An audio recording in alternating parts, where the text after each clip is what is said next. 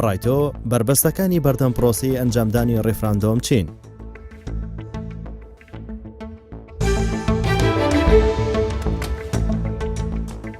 سڵاو، من نەشوان محەممەد دانیشتو شاری هەولێرم. سەبارەت بە دروستبوونی دەوڵەتی کوردی و ڕێفراندۆم لە هەرێمی کوردستان هیوادارم هەموو حیزبەکان دەست لە ناو دەست پێکەوە دەوڵەتێکی کوردی دابمەزرێنین. ڕێفراندۆم سەنەدێکە بۆ ئەوەی کۆمەڵگەی جەهانی لە ویستی گەلی کورد ئاگادار بێتەوە کە ئایا کورد دەیەوێت دەوڵەتێکی سەربەخۆی هەبێت یا لەگەڵ دەوڵەتێکی داگیرکەری دیکەدا پێکەوە بژێت.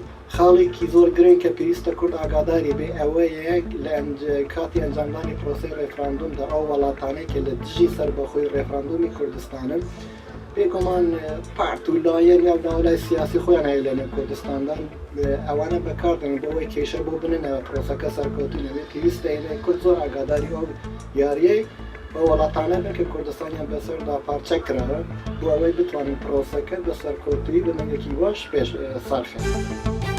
سڵاو، من هاوڵاتی ڕفعت ئاغا عەلی خەڵکی خانەقینم. بەڕاستی سەبارەت بە ڕێفراندۆم هەندێک حقیقەتەیە دەمانەوێت بخێنە ڕۆ، هەندێک کێشە و کەوس و گرپ ئەکید تووشمان دەبێتەوە لەم پرۆسەیە بە کێشەکانی زیاتر کە ڕوبەڕووی ئێمە دەبێتەوە دەبێت پۆلێنی بکەنەوە. سێ جۆرە کێشە تووشمان دەبێت، یەکێکی لە ئاستی نێودەوڵەتی، یەکێکی لە ئاستی ئیقلیمی، یەکێکی لە ئاستی ناوخۆیی. ئەوەی ناوخۆیی زیاتر سەبارەت بە کێشەی حیزبەکانە، ئەوە زیاتر کاریگەری نەرینی دەبێتن لەسەر چوار سەرجەم کێشەکان. ئەز ناوێ مێ باوەڕ عیسا شقام شلومە ji bo pirsa referandumê wê gelek mişkilê nakê hebin rastî mişkilê nakê wê daxilî hebin wê derve jî hebin.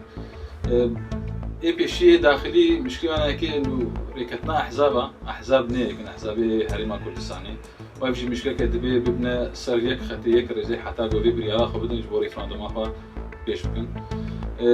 Mişkila herî dua ya derve ya dervî herêm ya xaricî wekam bêjin وەکو تورکیا وەکو ئیران وەکو بەغداد. بڕاستی ئەم هەموو ژی هێویا ڕێفراندۆمێنە و بێ gelek cihê şanaziyê bê cihê xweşiyê bê ئەم ژێ وەکو کورد ئەم خۆ دەولەت بۆ کوردستانی بینی ڕێفراندۆمێک